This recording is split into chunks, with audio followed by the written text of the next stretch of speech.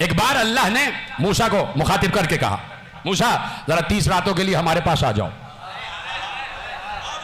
30 रातों के लिए हमारे पास आ जाओ, हम तुम्हें किताब देना चाहते हैं, तौरात देना चाहते हैं। क्यों क्यों भाई, 30 रातें की क्या जरूरत है?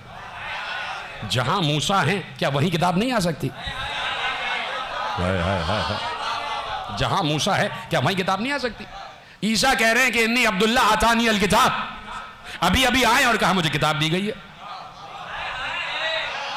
तो मूसा से कहा 30 रातों के लिए आ जाओ, और 30 रातों के लिए चले गए। 30 रातों का वादा करके गए कौम से कि 30 रातों में आ जाऊंगा, 30 रातों में आ जाऊंगा। जाहिद भाई आपका मौजूद है जो पढ़ रहा हूं कि 30 रातों में आ जाऊंगा।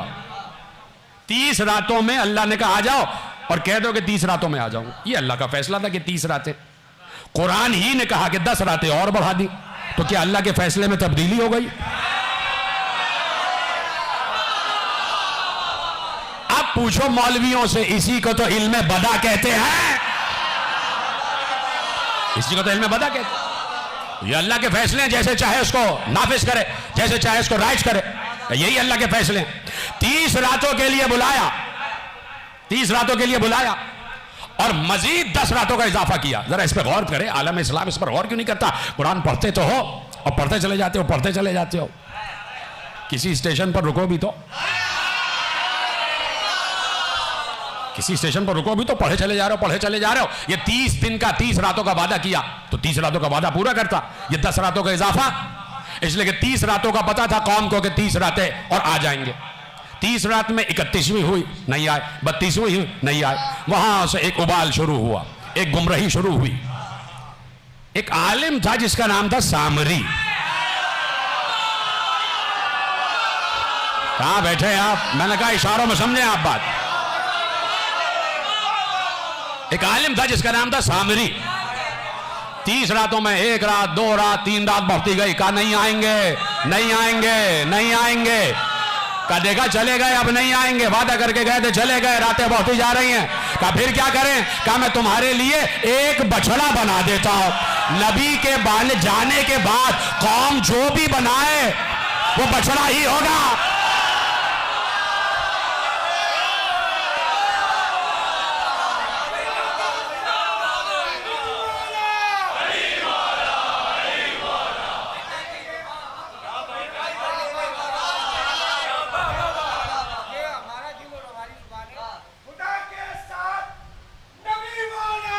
अली मौला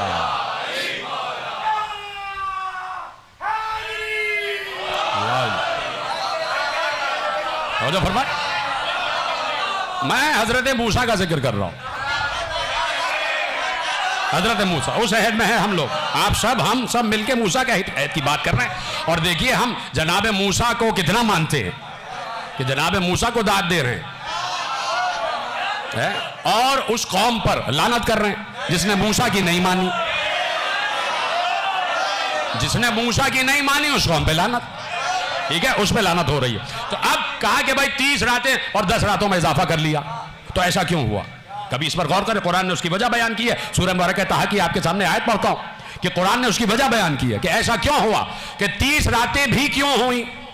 वो अल्लाह जो एक शबे कद्र में अपने महबूब पर पूरा कुरान नाजिल कर दे, एक शबे कद्र में पूरा कुरान नाजिल हो गया और मूसा को 30 रातों के लिए और उसके बाद 10 रातों का इजाफा कर दिया। क्यों क्यों क्यों? अब ये जनाब मूसा की बात है। अब जहां भी आपका जहन चला जाए, मैं कोई गल्लाबान नहीं हूं कि मैं इधर उधर से घसीट के आपको यहीं ले आऊं। अब जहां जाना चाहें चले जाएं, जिधर ले जाना चाहें चले जाएं। ऐसा हुआ क्यों? एक बार अल्लाह ने कहा फतल्ला बिका, ए मूसा हमने तुम्हारे जरिए से तुम्हारी कौम का इम्तिहान लिया। वह अज़ल्लहुम सामरी, और सामरी ने उन्हें रास्ते से भटका दिया। अगर समझ गए हैं तो भाई मुझे बता दे कि समझ गए। यानी बाज़ औक़ात नबी को बुलाकर कौम को इम्तिहान में डालता है। भाई हुआ क्या? मैं तो जनाब मूसा की बात कर रहा हूं। उसने बछड़ा बना लिया, सबके जहनों में जुमला महफूज है, कोई नई बात नहीं कर रहा, सब आपकी सुनी हुई बात है। और जिसकी नहीं सुनी हुई है वो बच्चे हैं कि उन तक ये पैगाम पहुंच जाए। हुआ क्या? आपको पता है जब नहीं आया तो उसने सोने का बछड़ा बना लिया, सब औरतों से सोना चांदी जमा किया और पिघलाया पिघला के बछड़े की शक्ल बना ली और जनाब जिब्रील के घोड़े की सुमों से जो मस हुई खाक थी उससे नूर निकल रहा था, उसने वो जमा कर ली थी और वही बछड़े में डाली, बछड़ा बोलने लगा। समझ रहे आप बात? तो अब उसने कहा कि भाई ये है, तुम तो नबी को तलाश कर रहे थे, हमने खुदा बना लिया। हाय हाय हाय, हमने तो तुम्हें खुदा दे दिया, तुम नबी को तलाश कर रहे थे, हमने तुम्हें खुदा दे दिया। अब आए जनाबे मूसा और देखा पूरी कौम इधर उधर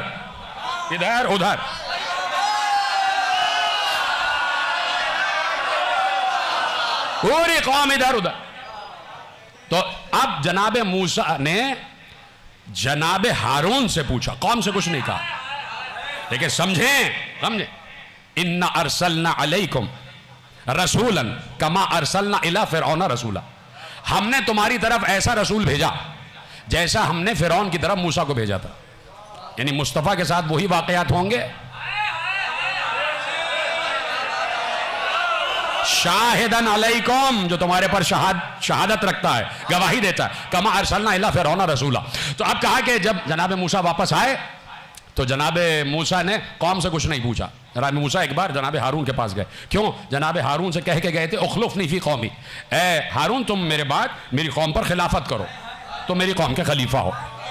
यानी नबी जा रहा है 30 रातों के लिए, मूसा जा रहे हैं, नबी नहीं मूसा जा रहे हैं 30 रातों के लिए, तो कौम को बगैर खलीफा छोड़ के नहीं जा रहे। समझ गए आप? तो जनाबे हारून के पास आए और जनाबे हारून की दाढ़ी पकड़ ली और कहा मेरे भाई तुमने ये क्या किया, ये कौम किधर चली गई, तुम्हारे हवाले करके गए थे। तो अब जनाबे मूसा की बात हो रही है। अब देखिए आप कहां कहां आपकी बात पहुंचती, कहां कहां जहन जाता है और किस किस सवाल का जवाब इन्हीं आयतों में मौजूद है। जैसे ही जनाबे हारून की दाढ़ी पकड़ के कहा कि मेरे भाई तुमने ये क्या किया, कौम बहक गई, तो फौरन जनाबे हारून ने कहा ए मेरे भाई मेरी दाढ़ी ना पकड़े, मुझे कसूरवार ना ठहराएं, मैं क्या करूं, मैं तन्हा हो गया था और अगर ये मुझे पा लेते तो मुझे कत्ल कर देते। जो समझ गया उनको मेरा सलाम, मेरे नौजवान दोस्तों तक बात तो पहुंच गई ना, का करीब था कि ये मुझे कत्ल कर देते।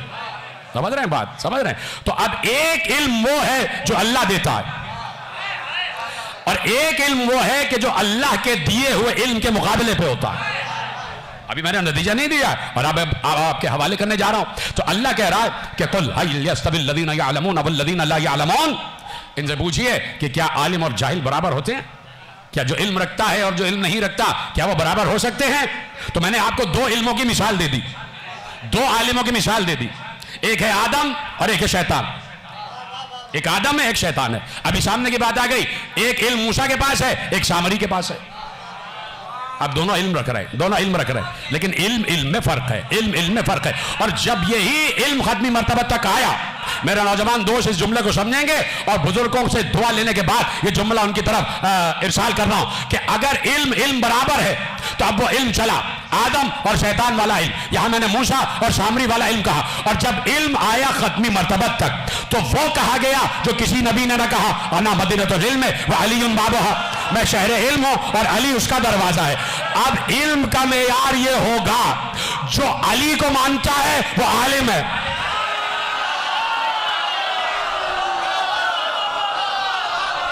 आप समझ गए? आपको मेरा सलाम।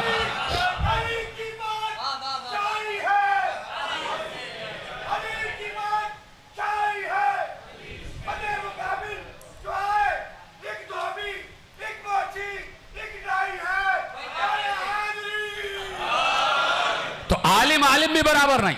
जब कह दिया आना मदीनतुल इल्म व अलीयुन बाबुहा, तो अब जहां अली का तस्करा होगा हम उसे ही इल्म मानेंगे। बड़ी आसानी से आपने सुना जुमला मेरे अजीजों, मैंने तो नतीजा आपके हवाले कर दिया। जहां शहर इल्म बाब इल्म का जिक्र होगा, इल्म वही है।